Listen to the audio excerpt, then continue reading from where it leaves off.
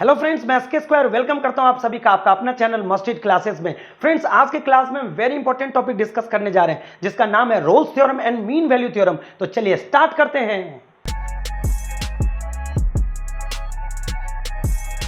Friends, सबसे पहले हम रोल्स थ्योरम पढ़ेंगे। यदि इनके सभी कंसेप्ट्स को आप अच्छी तरह समझ लेते हैं तो आज के बाद ये टॉपिक आपके लिए सबसे इजी टॉपिक बन जाएगा और इसके बाद इससे रिलेटेड किसी भी क्वेश्चंस को आप बहुत ही आसानी से कर पाएंगे। तो चलिए सबसे पहले हम एक एक करके इसके कंसेप्ट को समझते हैं। तो रोल्स थ्योरम कहता है कि यदि कोई फंक्शन जिसका डोमेन क्लोज इंटरवल में a, b हो तो इसके लिए अगर रियल वैल्यूड अगर आउटपुट हो, दैट मीन्स ये फंक्शन कह रहा है रियल वैल्यूड फंक्शन हो, जिसके लिए पहला कह रहा है कि ये फंक्शन अपने क्लोज्ड इंटरवल के लिए कंटीन्यूअस होगा और वही फंक्शन जो हमने माना है वो ओपन इंटरवल के लिए डिफरेंशिएबल होगा और साथ ही कह रहा है कि F A is equal to F B होगा। दैट मीन्स उसके टर्मिनल वैल्यूज के लिए ये जो टर्मिनल आउटपुट है, ये देख रहे हैं टर्मिनल हमारे पॉइंट्स हैं, तो उस टर्मिनल पॉइंट्स पर अगर ये दोनों ही फंक्शन इक्वल वैल्यू दे तब कह रहा है कि कोई एक वैल्यू c ऐसा होगा जो उसके ओपन इंटरवल में बिलोंग करेगा जहां पर उस फंक्शंस का डिफरेंशिएशन 0 होगा। अब इस पूरे जो टॉपिक है हमारा पॉइंट 1, पॉइंट 2, पॉइंट 3, इसको हम एक एक करके अच्छी तरह समझते हैं। अब आ जाइए, सबसे पहला पॉइंट कर रहा है F X is continuous on closed interval. अब सबसे पहले ये बताइए ये कंटिन्यूअस क्या है। तो कंटिन्यूअस होता है कि यदि आप कोई भी ग्राफ ड्रॉ करें और ग्राफ ड्रॉ करने के बाद अगर आप स्टार्टिंग से लेके एंड तक अगर आपका पेन ना उठे, दैट मीन्स आपका पेन लिफ्ट ना हो, आप वन स्ट्रोक में आप ग्राफ ड्रॉ कर लें, तो यदि आप वन स्ट्रोक में अगर कोई भी ग्राफ ड्रॉ कर लेते हैं तो उस ग्राफ को हम लोग बोलते हैं कंटिन्यूअस। ठीक, और अगर कंटिन्यूअस इसको बोलते हैं तो डिसकंटिन्यूअस किसको बोलेंगे। तो यदि कोई ग्राफ खींचने के लिए अगर मुझे पेन बीच में लिफ्ट करना पड़े या बीच में कोई ब्रेकिंग पॉइंट दिखे तो इस तरह से यहां पर ये जो हमारा जो ग्राफ है ये ग्राफ क्या कहलाएगा, डिसकंटिन्यूअस। अब ये इससे रिलेटेड नहीं है, ये हमने कोई अलग कोई एग्जांपल लिया है। तो इस तरह से आपको कंटिन्यूअस का मतलब तो समझ में आ गया। अब इस पूरे कंसेप्ट को हम यहां पर आपको दिखाते हैं कैसे। ये देखिए एक ग्राफ है, उस ग्राफ में आप देखिए यहां से हमने ग्राफ ड्रॉ खींचना शुरू किया और यहां पर आ गया। देखिए आप कहीं पर भी बीच में ब्रेक है नहीं है ना। तो अगर कहीं पर भी बीच में ब्रेक नहीं है तो इसका मतलब है इसी को हम लोग बोलते हैं कंटिन्यूअस। ओके, और क्लोज्ड इंटरवल का मतलब है कि यहां पर ए और बी दोनों ही इंक्लूडेड है। अब आ जाइए दूसरा पॉइंट। दूसरा पॉइंट में कह रहा है कि ये फंक्शन डिफरेंशिएबल होना चाहिए और ये डिफरेंशिएबल ओपन इंटरवल पे होना चाहिए। अब इसको थोड़ा सा अच्छी तरह से समझते हैं कैसे। ये देखिए जैसे कोई अगर ग्राफ ऐसे कर्व खींच दिया हमने और इस पर हमने कोई ऐसे टेंजेंट ड्रॉ कर दिया, ठीक है। अगर उस टेंजेंट का अगर मुझे स्लोप निकालना है तो एक्स एक्सिस के साथ जितना एंगल बनाएगा अगर उस एंगल को हम 10 के साथ डाल देते हैं तो उस टेंजेंट का क्या बताएगा, स्लोप बताएगा। तो अब ये हो गया कि यदि आपको अगर एक्स एक्सिस के साथ उस टेंजेंट का एंगल पता हो तो आप स्लोप निकाल सकते हैं। अब दूसरा मेथड क्या है, ये देखिए। दूसरा मेथड है कि यदि आप इस कर्व का, जैसे कर्व अगर कोई ये है F X is equal to Y, अगर उस कर्व का अगर आप इंडिपेंडेंट वेरिएबल के रिस्पेक्ट में अगर आप इसको डिफरेंशिएट कर दे, that means F dash X is equal to D Y upon D X, तो ये उस कर्व के ऊपर जितने भी टेंजेंट है उस सभी टेंजेंट का डायरेक्ट आपको स्लोप दे देगा। अब देखिए यहां से आप उल्टा भी सोच सकते हैं कि यदि आपको किसी भी टेंजेंट का स्लोप मिल जाता है तो हम ये बात बोल सकते हैं कि हम उस कर्व का डिफरेंशिएट कर सकते हैं। और अगर टेंजेंट अगर निकालना हो टेंजेंट का स्लोप तो हम डायरेक्ट उस फंक्शंस का जो हमारा कर्व है उसका डिफरेंशिएट कर देंगे तो उस फंक्शंस का ये जो हमारा टेंजेंट है उसका स्लोप निकल जाएगा। तो दोनों एक दूसरे से कोरिलेटेड है। अब देखिए अगर कहीं पर टेंजेंट खींचा ही ना जाए तो टेंजेंट खींचा ही ना जाए तो वहां फिर स्लोप कैसे निकलेगा? और अगर आप स्लोप नहीं निकाल सकते, दैट मीन्स वहां पर आप dy/dx नहीं निकाल सकते, दैट मीन्स उस जगह फंक्शन डिफरेंशिएबल नहीं होगा। अच्छी तरह से बात समझ लीजिए क्या मैं बता रहा हूं। अब इसको मैं दोबारा रिपीट करूंगा, कैसे, ये देखिए। मैंने आपको क्या बोला कि किसी भी कर्व के ऊपर अगर हमने टेंजेंट ड्रॉ किया तो उस टेंजेंट के एक्स एक्सिस के साथ जो एंगल बनेगा उसका टेंजेंट क्या देगा? tan थीटा स्लोप देगा। अब ये बात हो गई एंगल के साथ। हमने बोला एक दूसरा भी मेथड है कि यदि उस पूरे कर्व का अगर हम डिफरेंशिएट कर लेते हैं f'(x = dy/dx), तो ये डायरेक्ट आपको यहां पहुंचा सकता है उसके टेंजेंट का। दैट मीन्स किसी भी कर्व का अगर हम डिफरेंशिएट कर देते हैं तो उस कर्व के ऊपर जितने भी टेंजेंट है उस सभी टेंजेंट का क्या देगा? स्लोप दे देगा। अब उसको उल्टा सोचिए कि यदि मुझे किसी भी टेंजेंट का स्लोप निकालना है, तो उस कर्व को क्या करेंगे? डायरेक्ट डिफरेंशिएट कर देंगे। लेकिन अगर उस कर्व के ऊपर या किसी ऐसा पॉइंट जहां पर हम टेंजेंट ड्रॉ कर ही नहीं सकते, तो जब टेंजेंट ही ड्रॉ नहीं कर सकते तो फिर वहां पर dy/dx निकाल के हम स्लोप कैसे निकालेंगे? बस यही मुद्दा बहुत ही इंपॉर्टेंट है जो यहां पर आपके सारे डाउट्स क्लियर कर देगा। कहिएगा कैसे? ये देखिए, हम लोग टेंजेंट कहां खींचते हैं? टेंजेंट खींचते हैं कर्व के ऊपर, लेकिन ये जो एंड पॉइंट है उस एंड पॉइंट पे तो हम टेंजेंट ड्रॉ कर ही नहीं सकते। तो भैया जब एंड पॉइंट पे टेंजेंट ड्रॉ नहीं कर सकते, ध्यान से समझिएगा, तो फिर वहां पर फंक्शन डिफरेंशिएट कैसे होगा? वहां पर dy/dx निकलेगा कैसे? बस यही एक पॉइंट था जिसमें हमने लिखा है कि इस पूरे कर्व पर, दैट मींस ये जो कर्व हमने ऐसे ड्रॉ किया है उस पूरे कर्व पर हम टेंजेंट ड्रॉ कर सकते हैं एक्सेप्ट इस एंड पॉइंट को छोड़कर, क्योंकि पॉइंट पर हम टेंजेंट ड्रॉ नहीं कर सकते। और पॉइंट ले लीजिए या अदर ऐसे भी समझ सकते हैं कि कोई भी कर्व या कोई भी ग्राफ जहां पर वो sharp turn they, that means आपने कभी ये सुना है कि अगर f(x = mod x) हो तो mod x सब जगह डिफरेंशिएबल होता है, कंटिन्यूअस होता है, लेकिन केवल वो x = 0 पर वो डिफरेंशिएबल नहीं होता। आप याद करिए, कभी ना कभी आपको इस तरह के प्रॉब्लम से एनकाउंटर हुआ होगा, क्योंकि यहां पर वो शार्प टर्न देता है, वी शेप दे देता है, और जहां पर ये शार्प टर्न देगा वहां पर कभी भी फंक्शन डिफरेंशिएबल नहीं होगा, क्योंकि उस जगह हम टेंजेंट ड्रॉ नहीं कर सकते। तो ये अच्छी तरह से आपको समझ में आ गया कि ये जो ओपन इंटरवल का जो राज था वो उसके पीछे एक्चुअल में ये मैकेनिज्म काम कर रहा था। अब देखिए, जैसे ही ये कंटिन्यूअस हो गया, डिफरेंशिएबल भी ओपन इंटरवल में हो गया, वैसे अब आ जाते हैं fa = fb। बात बहुत सिंपल है इसमें। कैसे? ये देखिए, हमने यहां से कर्व को शुरू किया और कर्व यहां जाके एंड हो गया। देखिए, यहां से बढ़ता गया और यहां से जाके फिर वो नीचे चलता गया।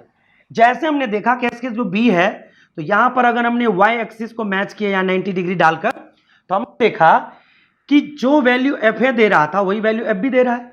दैट मीन्स कि ये तो बिल्कुल क्लियर हो गया, तीसरा पॉइंट कि fa = fb हो गया, ये फंक्शन डिफरेंशिएबल हो गया, और ये कंटिन्यूअस भी हमने बहुत अच्छी तरह से समझ लिया।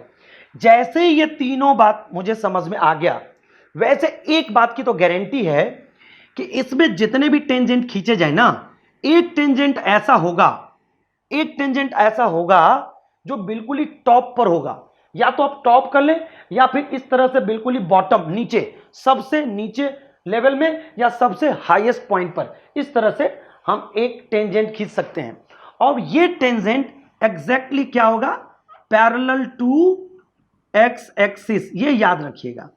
और जब कभी भी किसी भी टेंजेंट को अगर हम ड्रॉ करते हैं और वो अगर एक्स एक्सिस के पैरेलल दे देता है, तो अनडाउटली उसका जो वैल्यू होगा वो होगा dy/dx = 0। तो इसको हम इनडायरेक्टली ये भी बोल सकते हैं f'(x = 0), और इस जगह पर अगर आप 0 दे दिया तो इस तरह से x का वैल्यू निकल जाएगा और वो x का वैल्यू c देगा। तो आप अच्छी तरह से समझ लीजिएगा ये बात कि अगर इस नेचर का अगर कोई ग्राफ होगा जिसमें एक पॉइंट ऐसा होगा जहां पर अगर हम टेंजेंट ड्रॉ करते हैं तो वो टेंजेंट एक्स एक्सिस के पैरेलल होगा, और वहां पर वो उसका डेरिवेटिव, उस कर्व का डेरिवेटिव क्या होगा?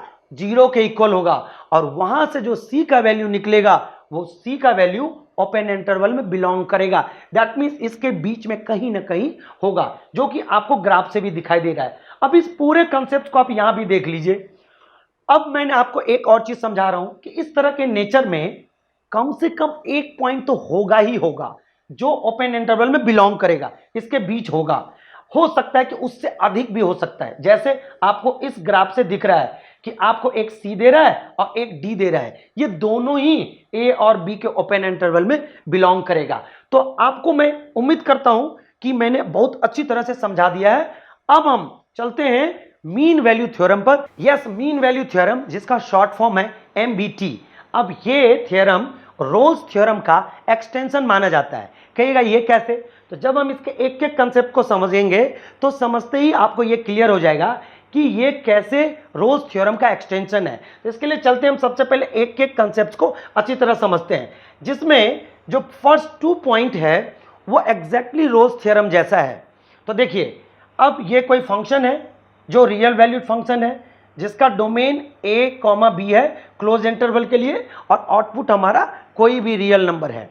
अब इस तरह से ये ग्राफ को अगर हम प्लॉट करते हैं तो ये क्या दे रहा है? देखिए, कंटिन्यूअस दे रहा है क्लोज इंटरवल के लिए।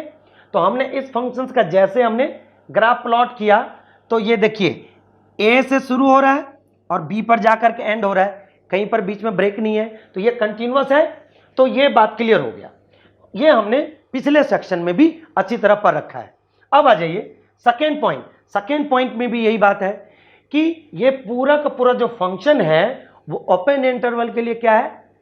डिफरेंशिएबल है। अब आपको ये बात क्लियर हो गया होगा कि ए और बी को इंक्लूड क्यों नहीं किया गया है, क्योंकि ए और बी दोनों एंड पॉइंट होता है जहां पर हम टेंजेंट ड्रॉ कर नहीं सकते, और जहां टेंजेंट ड्रॉ कर नहीं सकते तो वहां पर उस टेंजेंट का हम स्लोप किस बात का निकालेंगे?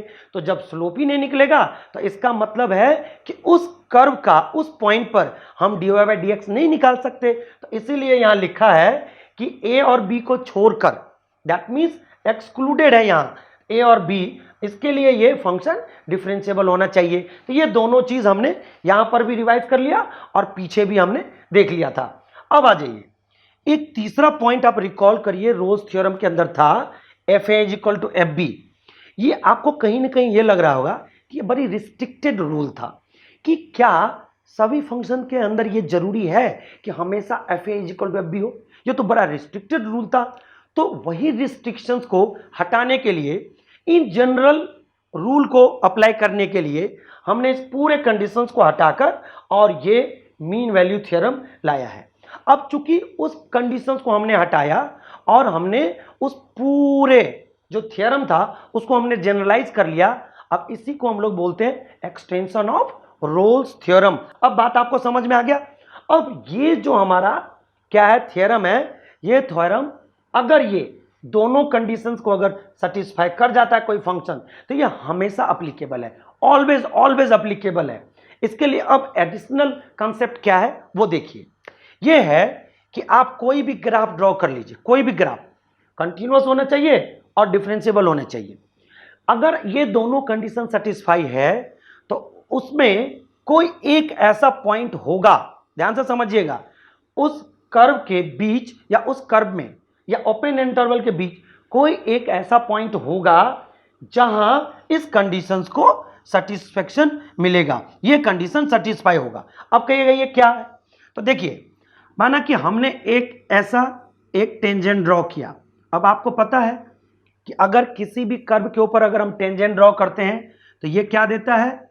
इसका ये दे दिया, ये स्लोप ऑफ द टेंजेंट, और चूंकि ये किस पॉइंट पर है, ये है एक्स सी है और आउटपुट है हमारा एफ सी। इस बात को यहां से समझ लीजिए, ये क्या है? ए है और यहां पर ये एफ ए है, इस बात को यहां समझ लीजिए, और ये है बी कॉमा एफ बी।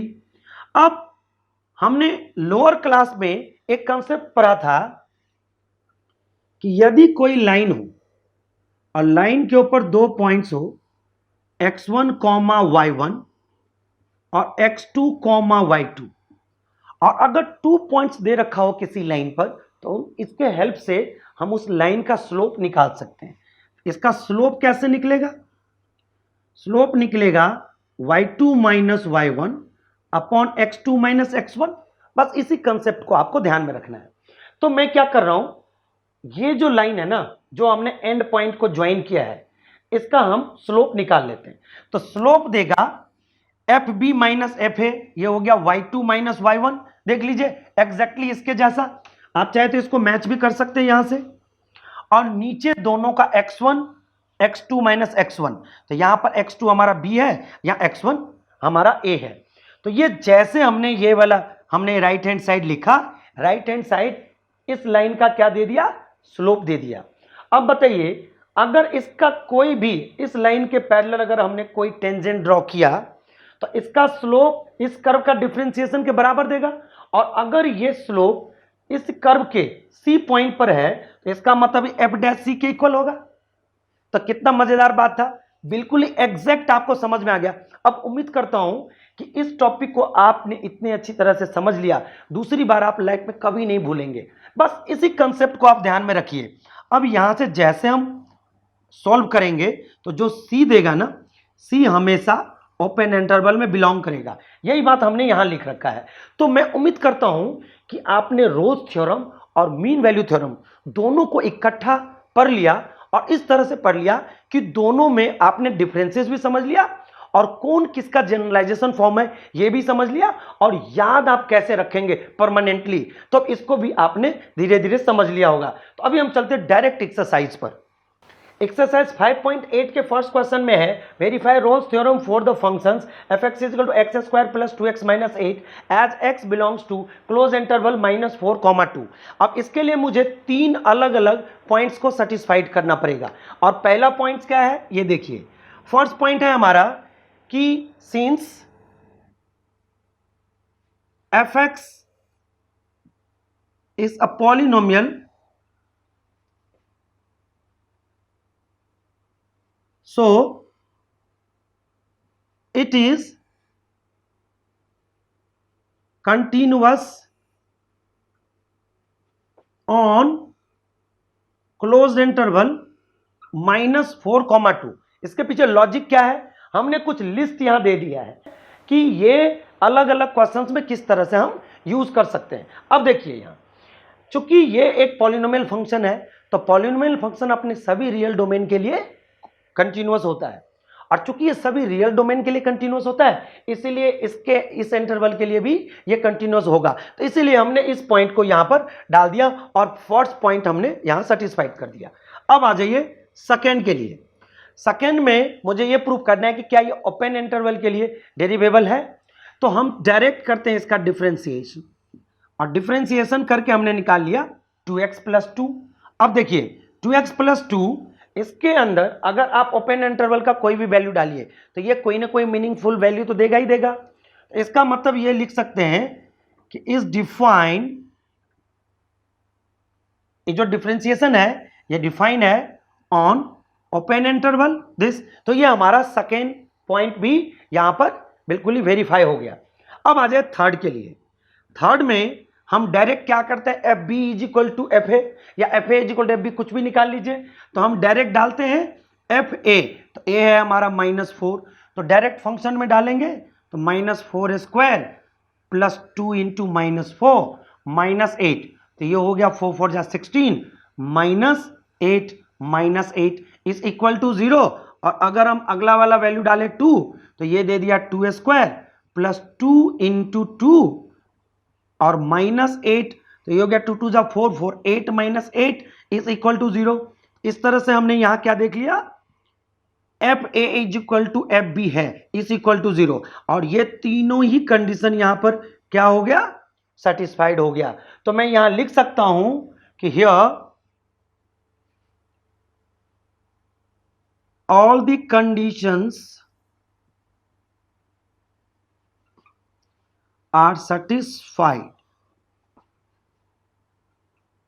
ठीक, तो जैसे ये कंडीशन सेटिस्फाइड हो गया वैसे हम क्या करेंगे, आपको पता है कि f' x = अगर हम 0 करते हैं तो यहां से मुझे x का वैल्यू ऐसा निकलेगा जो c का वैल्यू देगा और वो इसके ओपन इंटरवल में बिलोंग करेगा। तो यहां से डायरेक्ट हम f' वैसे हमने यहां निकाल लिया है तो डायरेक्ट यहीं से डाल दीजिए 2x plus 2 is equal to 0, तो यहां से x इज इक्वल टू -2, पहले ये जाएगा फिर ये नीचे डिवाइड, तो -1। तो यहां पर क्या दिखा कि यह -1 belongs to open interval this, और ये क्या हो गया, बिल्कुल ही वेरीफाइड हो गया, -1 इसके अंदर बिलोंग करता है, इस इंटरवल के अंदर, ओपन इंटरवल के अंदर। तो हम क्या लिख सकते हैं यहां, hence Rolle's theorem is applicable. ये बिल्कुल ही अच्छी तरह से आप याद रख लीजिए, इसमें कुछ ऐसे स्टेटमेंट लिखना है, बट ये कुछ ऐसे ही बिल्कुल ही रेडीमेड स्टेटमेंट है, इसको आप लिखते जाइएगा, 1 से 2 बार करिएगा, आपका एकदम बिल्कुल कंसेप्ट क्लियर हो जाएगा। अब हम लोग चलते हैं सेकेंड क्वेश्चन पर। सेकेंड क्वेश्चन में, examine if Rolle's theorem is applicable to any of the following functions, can you say something about the converse of Rolle's theorem from these examples. तो सबसे पहले मुझे क्या करना है, इसके जितने भी तीनों फंक्शंस हैं, इसके रोल्स थ्योरम का पूरा वेरीफाई करना है। तो रोल्स थ्योरम के लिए मुझे एग्जामिन करने के लिए क्या करना है, सबसे पहले जो पॉइंट है हमारा कि क्या ये फंक्शन कंटिन्यूअस है, इसके लिए वो करना है। अब मुझे एक बात पता है कि ग्रेटेस्ट इंटीजर फंक्शन जितने भी इंटीग्रल पॉइंट है सब जगह क्या करता है, वो डिसकंटिन्यूटी शो करता है। तो इसको थोड़ा सा आपको अच्छी तरह से बता दें, ताकि इस एक्सरसाइज के साथ साथ आगे भी अगर कहीं पर इस कंसेप्ट का जरूरत पड़े तो आप अच्छी तरह से कर लें। अब देखिए इसका बिहेवियर क्या होता है, अगर हमने 1.1 लिया तो ग्रेटेस्ट इंटीजर फंक्शन कहता है कि ये वैल्यू 1 देगा, 1.1 में ग्रेटेस्ट इंटीजर 1 है।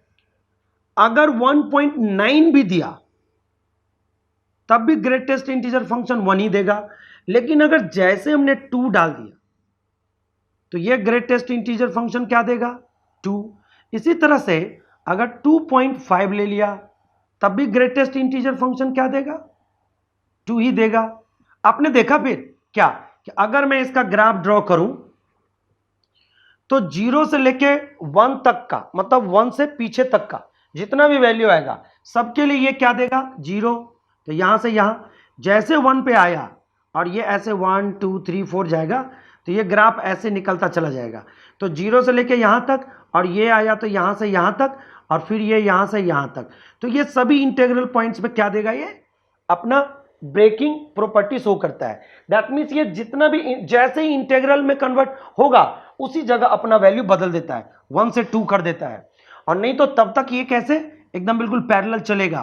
तो ये स्टेयर्स लाइक स्ट्रक्चर देता है, इसीलिए ये फंक्शन किसी भी इंटीग्रल पॉइंट पर ये कंटिन्यूटी नहीं शो करता है। तो चूंकि ये क्या पूछ रहा है, 5 से 9, तो 5 के बाद एक 5 भी हो गया, एक 6 हो गया, 7 8 9। तो there are so many integral points in this interval. तो जितने भी इंटीग्रल पॉइंट्स हैं सभी पर क्या है, ये डिसकंटिन्यूटी शो करेगा। तो चूंकि ये कंटिन्यूअस नहीं है इसलिए यहां पर क्या बोलेंगे, therefore roles theorem is not applicable, is not applicable. ठीक है, अब सेम यहां पर आ रहा है, यहां देखिए -2 से 2 के बीच में -2 -1 0 1 2 इतने सारे इंटीग्रल पॉइंट्स हैं। क्या ये सारे इंटीग्रल पॉइंट्स डिसकंटिन्यूटी को शो करता है? तो यहां पर भी मैं on the behalf of first question हम ये बता सकते हैं आपको कि ये फंक्शन भी क्या है, डिसकंटिन्यूअस है। तो हम ये भी बोल सकते हैं यहां कि हियर क्या fx इज नॉट कंटिन्यूअस, है ना। सो कंटिन्यूअस किसके लिए, ऑन बोल सकते हो, ऑन -2, 2। सो रोल्स थ्योरम क्या, roles theorem is not applicable, ये याद रखिएगा। तो यहां पर ये भी रोल्स थ्योरम एप्लीकेबल नहीं है। अगले वाले क्वेश्चंस की तरफ चलते हैं। अब ये देखिए ये पॉलिनोमियल फंक्शन है, तो इसके लिए पहला पॉइंट मुझे लग रहा है बिल्कुल ही वेरीफाई हो रहा है। कैसे, ये देखिए, तो यहां लिखेंगे since fx is a polynomial so it is continuous on interval 1,2। ये हो गया। सेकेंड पॉइंट पर चलते हैं। एक्स स्क्वायर माइनस 1 को डायरेक्ट डिफरेंशिएट कर लीजिए, F dash X is equal to 2x, और यहां पर क्या बोलेंगे, इज डिफाइंड, ये डिफाइंड है, कोई भी वैल्यू डाल दीजिए इंटरवल के लिए, बट तो ये आ गया 1 से 2, तो 1 छोड़कर 2 छोड़कर ओपन इंटरवल कोई भी वैल्यू डालिएगा तो ये डिफाइन होगा। सो ये भी क्या है, डेरिवेबल है, तो यहां पर इसको छोड़ ही दीजिए, डिफरेंशिएबल है, तो 2 पॉइंट्स हो गया। तीसरा f1 डालिए, तो f1 डालिएगा तो 1 - 1 0, और f2 डालिए तो क्या देगा यहां पर 2 स्क्वायर माइनस 1, तो 4 - 1 3, तो यहां तो गड़बड़ हो गया, क्या f1 does not equal to f2। लेकिन रोल्स थ्योरम तो ये कहता ही नहीं है, रोल्स थ्योरम कहता है कि ये तीनों पॉइंट आपके सेटिस्फाई होनी चाहिए। तो देखिए ये दोनों पॉइंट अच्छी तरह से पास हो गया, हमारे जो भी एग्जामिन था इसका वेरिफिकेशन, उस वेरिफिकेशन में ये पास हो गया। थर्ड पॉइंट में आके अटक गया, और थर्ड पॉइंट जैसे ही सेटिस्फाई नहीं किया तो हम यहां लिख सकते हैं हियर, या देयरफॉर ऐसे लिख सकते हैं, therefore Rolle's theorem is not applicable. Rolle's theorem is not applicable. इस तरह से हमने तीनों ही क्वेश्चंस को अच्छी तरह से एग्जामिन कर लिया है कि किस में रोल्स थ्योरम लगेगा और किस में नहीं। तो ऐसे मुझे दिखा कि ये तो दोनों पहले ही एग्जामिनेशन में फेल हो गया, ये पहले एग्जामिनेशन में पास, दूसरे एग्जामिनेशन में पास, थर्ड एग्जामिनेशन में जाके फेल हो गया। तो फाइनली इस तरह से हमने इसका पूरा का पूरा एग्जामिनेशन कर लिया। अब मैं देख रहा हूं कि can you say something about the converse of the Rolle's theorem. अब रुकिए, देखिए मैं यहीं पर आपको सब बात बता देता हूं। अब ग्रेटेस्ट इंटीजर फंक्शंस का अगर हम डिफरेंशिएशन निकालें तो डिफरेंशिएशन देखिए क्या देगा, मैं यहीं निकाल के दिखाता हूं आपको। अगर एफ डैश एक्स निकालूं तो ये देखिए ये एक्स एक्सिस के पैरेलल है, यहां पर भी एक्स एक्सिस के पैरेलल है, तो इस इंटरवल के लिए इसका डिफरेंशिएशन कितना देगा 0। लेकिन उसका कन्वर्स ये फंक्शन न तो कंटिन्यूअस है और न ही डेरिवेबल है, ये चीज हमने यहां करके दिखा दिया है। तो यहां पर आप ये लिख सकते हैं कि इसका जो कन्वर्स है वो नॉट ट्रू।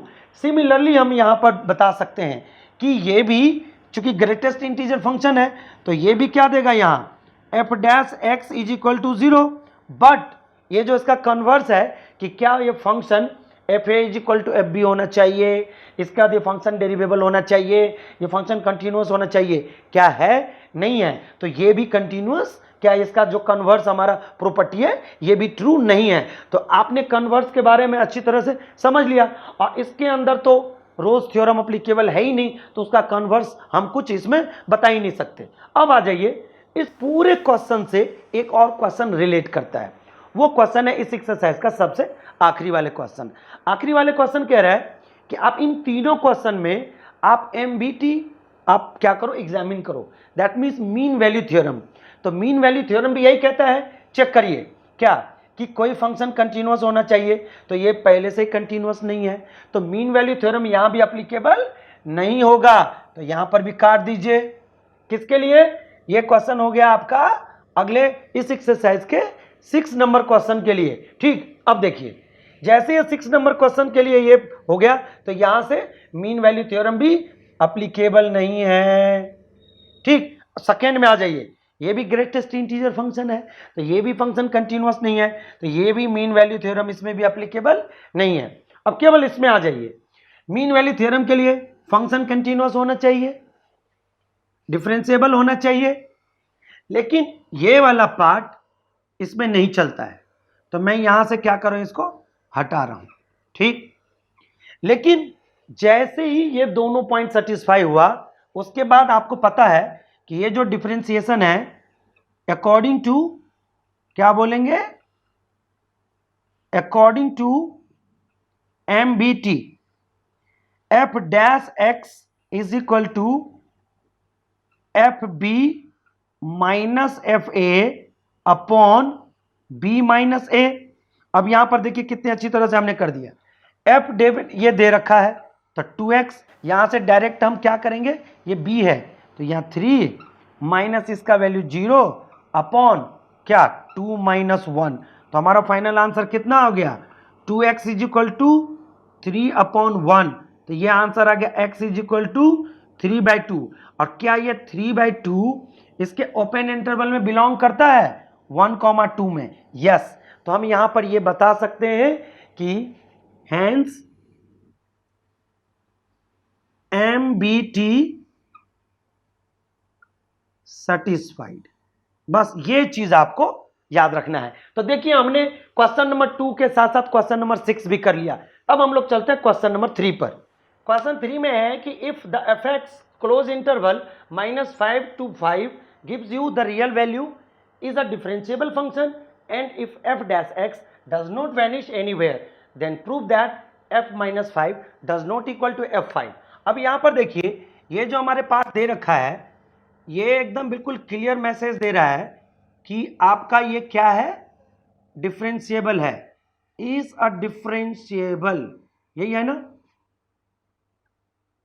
अब इससे दो मैसेज मिलता है कि यदि कोई फंक्शन पहले से डिफरेंशिएबल है इसका तो ये फंक्शन कंटिन्यूअस तो होगा ही होगा, ये तो बिल्कुल ही 100% ट्रू है। तो यहां से पहला मैसेज क्या मिला कि fx is a continuous on closed interval -5 to 5। And दूसरा क्या मैसेज मिलता है यहां से, fx is differentiable किसके लिए, on open interval -5 to 5।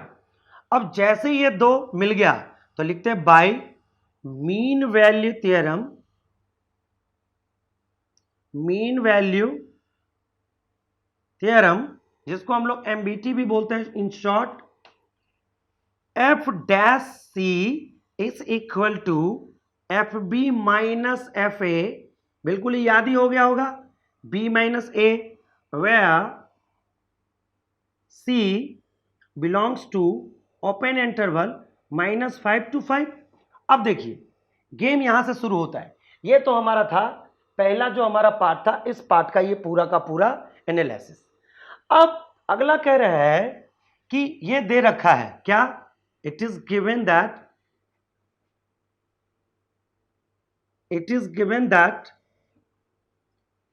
f dash x does not vanish, लिखा है ना, इसका मतलब ये कहीं पर भी ये वैनिश होगा ही नहीं, एनीवेयर, ठीक, एनीवेयर, दैट मीन्स क्या कि f डैश x कहीं पर भी 0 होगा नहीं, for any value of x, ये भी बात क्लियर है। और अगर ये नहीं होगा तो ये पूरा का पूरा इंटरवल के अंदर x के लिए नहीं है तो c के लिए भी नहीं होगा, क्योंकि इसी का ये डोमेन है। तो यहां से हम ये भी सेटिस्फाई कर सकते हैं, डज नॉट इक्वल टू 0।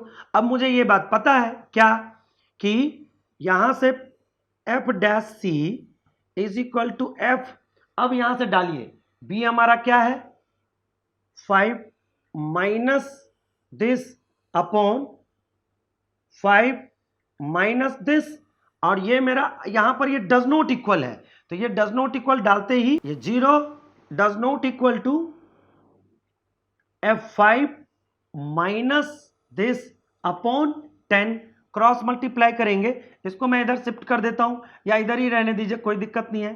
तो 10 into 0 does not equal to f5 minus f minus 5। अब ये जैसे हम इसको इधर ट्रांसफर करेंगे ये तो पूरा 0 हो गया तो ये इधर आएगा, तो f minus 5 does not equal to f5। इस तरह से ये हमारा वेरीफाई हो गया। तो अब हम लोग चलते हैं नेक्स्ट क्वेश्चन पर। क्वेश्चन 4 है verify mean value theorem if fx is equal to x square minus 4x minus 3 in the interval a comma b, ये क्लोज्ड है, where a is equal to 1 और b इज इक्वल टू 4। अब सबसे पहले mean value theorem के लिए आपको given में दे रखा है, गिवन में जो फंक्शन है इस फंक्शंस को हम एक बार अच्छे से लिख लेते हैं। X square minus 4x minus 3, जहां पर x क्लोज्ड इंटरवल में क्या क्या बिलोंग कर रहा है, ये है a है हमारा 1 और b के जगह पर है हमारा 4। अब देखिए यहां से मुझे 2 पॉइंट सबसे पहले वेरीफाई करना है। एक तो क्या ये फंक्शन कंटिन्यूअस है, और आपको ये देखते ही पता चल गया होगा कि ये पॉलिनोमियल फंक्शन है, और ये पॉलिनोमियल फंक्शन तो सभी डोमेन के लिए, सभी रियल डोमेन के लिए क्या होता है, ये कंटिन्यूअस होता है। इसीलिए 1,4 क्लोज्ड इंटरवल के लिए भी कंटिन्यूअस होगा। तो यहां क्या लिखेंगे, since fx is a polynomial, so it is continuous on closed interval 1,4। ये हमने बहुत अच्छी तरह से लिख दिया है इसको। अब जैसे ये पहला पॉइंट क्लियर है, अब देखिए इसको हम लोग एक बार डिफरेंशिएट करते हैं। एफ डैश एक्स डिफरेंशिएट करेंगे तो जो 2x माइनस 4, और ये देखिए ये डिफाइंड होगा क्योंकि बहुत सिंपल है, और ओपन इंटरवल के लिए तो बिल्कुल ही डिफाइंड होगा ये। तो डिफाइंड ऑन ओपन इंटरवल 1,4। तो जैसे ये 2 पॉइंट क्लियर हो गया तो हम क्या लिखेंगे, बाय मीन वैल्यू थ्योरम, पता ही है mean value theorem, F dash C, यहां सी लिख दीजिए, is equal to F B minus F A upon B minus A. अब यहां से हम अगर इस पूरे में F dash C, that means यहां से देखिए ये हमारा डिफरेंशिएशन है, तो एफ डैश एक्स में अगर हम एफ डैश सी डालते हैं तो यहां से देखिए एफ डैश एक्स कितना है हमारा 2x माइनस 4। तो यहां से हम लिख सकते हैं, यही लिख लीजिए नीचे,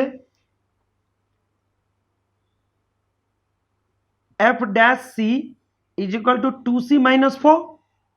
अब साथ में एक और चीज लिखना है मुझे, f1, और f1 मुझे पता ही ये है, तो 1 डालेंगे 1 का स्क्वायर माइनस 4 और माइनस 3, तो ये हमारा आंसर हो गया कितना, -6।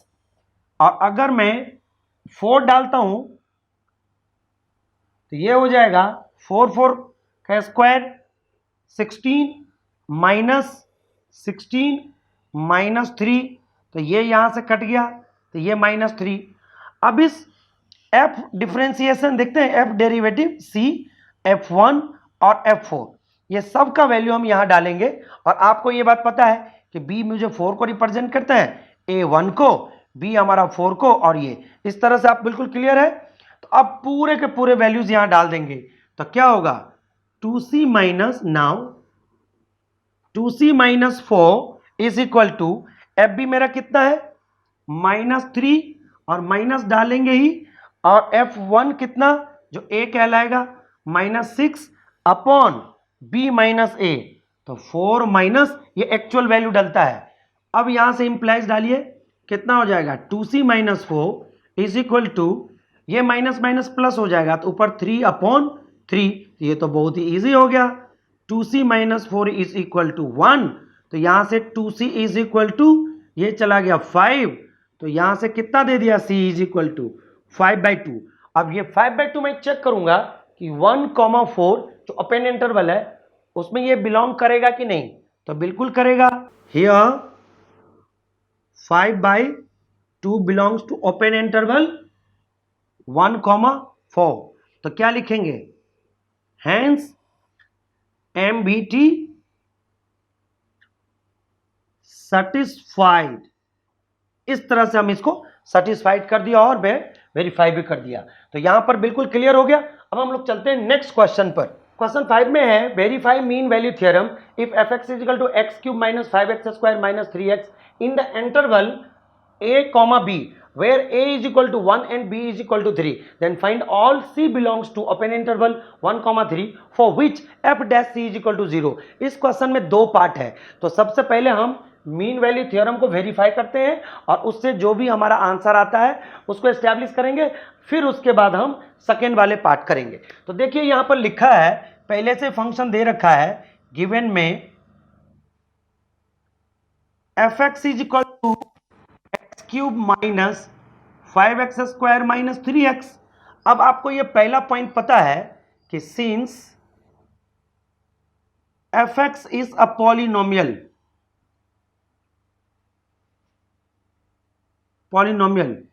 so it is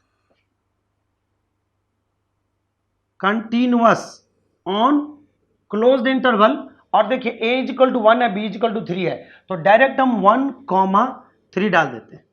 और चूंकि ये पॉलिनोमियल है, कंटिन्यूअस है, तो आपको सेकेंड वाला पाथ भी पता ही होगा, तो डायरेक्ट कर लें f डैश x, ये कितना देगा 3x² minus 10x minus 3 is defined, पता ही है इसको, अगर ये वैल्यू डालेंगे तो कोई ना कोई वैल्यू देगा ही देगा, तो ये डिफाइंड ऑन ओपन इंटरवल 1,3। तो अब आपको ये बात पता चल गया कि ये दोनों ही अगर वेरीफाई हो जाता है तो मीन वैल्यू क्या बताता है भाई, mean value theorem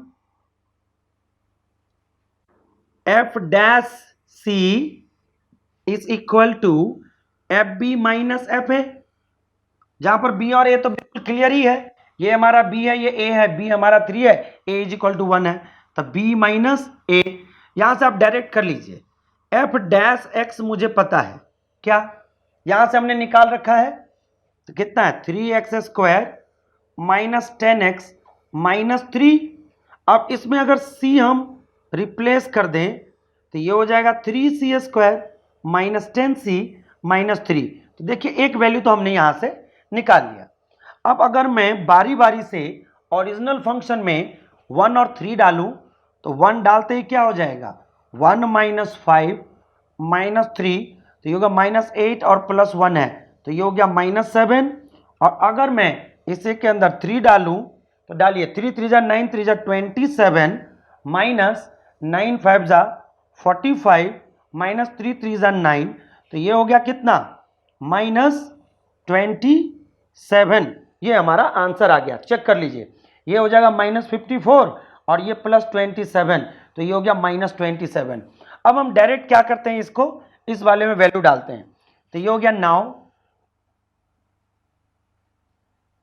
3c² minus 10c minus 3 is equal to पहले एफ बी, तो एफ बी है मेरा माइनस 27, अब minus minus F A upon B minus a 3 minus 1। तो अगर मैं यहीं पर इसका आंसर निकाल लूं तो क्या होगा, जब ये माइनस माइनस प्लस हो जाएगा तो माइनस 20 अपॉन 2, तो ये कट के माइनस 10 हो जाएगा, और जैसे माइनस 10 हो गया तो फाइनल आंसर दे दिया 3c² माइनस 10c, और माइनस माइनस प्लस होके यहाँ पर 7 हो जाएगा और इज इक्वल टू 0। अब इसको हम लोग फैक्टराइजेशन करेंगे और फैक्टराइजेशन करके c का वैल्यू निकाल लेंगे। तो फैक्टराइजेशन हो गया इन दोनों का मल्टीप्लाई, तो ये हो गया 3c² मल्टीप्लाई हो क्या हो गया कितना 27c², और फिर उसको हम इस तरह से तोड़ें कि ये 10 आ जाए, तो फिर से दोबारा यही नंबर में टूटेगा, तो हम इसको लिख देते हैं माइनस 3c, और फिर यहां पर क्या करेंगे माइनस, साइन तो माइनस माइनस ही लगेगा तभी माइनस माइनस प्लस होगा, तो ये हो गया 7c plus 7 is equal to 0। तो यहां से अगर 3c कॉमन ले लिया तो c माइनस 1, और यहां पर अगर 7 कॉमन ले लिया माइनस करके तो c minus 1 is equal to 0। तो फाइनली c माइनस 1 इधर आ जाएगा, 3c माइनस 7 ऐसे आ गया। अब यहां से c इज इक्वल टू 1 और यहां पर कितना आ गया 7/3। बट देखिए ओपन इंटरवल में c 1 बिलोंग नहीं करता है, तो यहां पर हम केवल यहां लिख सकते हैं क्या कि यहां पर 1 does not belong to open interval 1,3, लेकिन यहां पर बट ये बिलोंग करता है 7/3 बिलोंग्स टू 1,3। जब उसको डिवाइड करिएगा तो 1 और 3 के बीच में आएगा। तो ये तो हो गया हमारा, सो हेंस क्या हो गया यहां पर, हेंस MBT सेटिस्फाइड। ठीक है, एक बात तो हो गया। अब क्वेश्चन में ये कह रहा है, आगे वाला पार्ट देखिए, find all c belongs to this for which f dash c is equal to 0। मुझे कुछ नहीं करना, सीधे एफ डैश सी ये वाला पार्ट को उठा के यहां 0 करना है। तो लिखेंगे if f dash C is equal to 0, तो हमारा आंसर क्या हो जाएगा ये देखिए, यही लिख दे direct, 3c² minus 10c minus 3 is equal to 0। अब ये फैक्टर बन नहीं रहा, देख लीजिए 3 3 9 है, लेकिन ये माइनस है, ये प्लस है, तो किसी भी तरह से ये फैक्टर नहीं टूटेगा। तो हम यहां लगाएंगे क्वाड्रेटिक फॉर्मूला। तो यहां पर a इज इक्वल टू, अब अगर ए बी सी करेंगे तो आप कंफ्यूज हो जाएंगे, तो हम डायरेक्ट आपका क्वाड्रेटिक फॉर्मूला लगा देते हैं। यहां c is equal to minus B plus minus under root b² minus 4 into A into C, और यहां से इसको लगा के अपॉन 2 इंटू 3।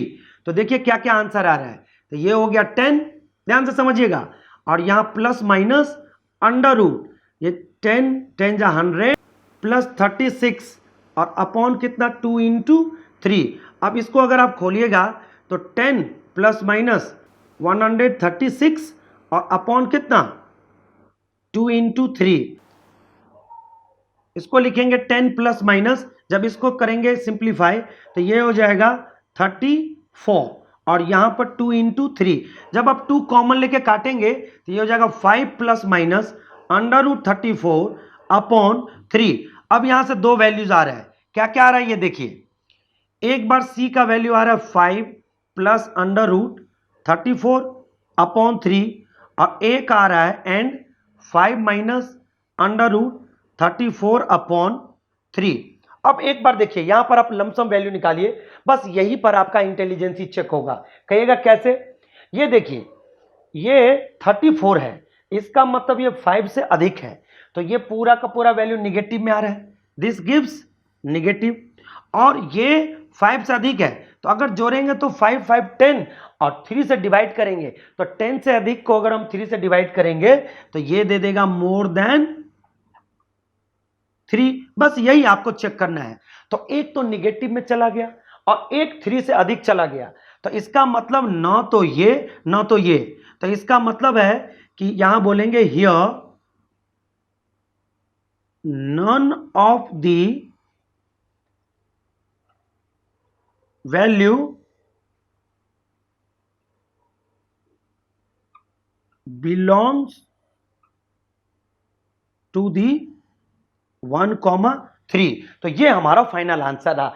आई होप ये वीडियो आपको बहुत ही अच्छी लगी होगी, तो इसे लाइक तथा अपने दोस्तों के सभी ग्रुप में शेयर करें। और हाँ, यदि आप हमारे चैनल पर नए हैं तो प्लीज इसे सब्सक्राइब भी कर लें और साथ ही बेल आइकन को भी प्रेस कर लें, ताकि इस तरह के इंफॉर्मेटिव वीडियो आप तक सबसे पहले पहुंचे।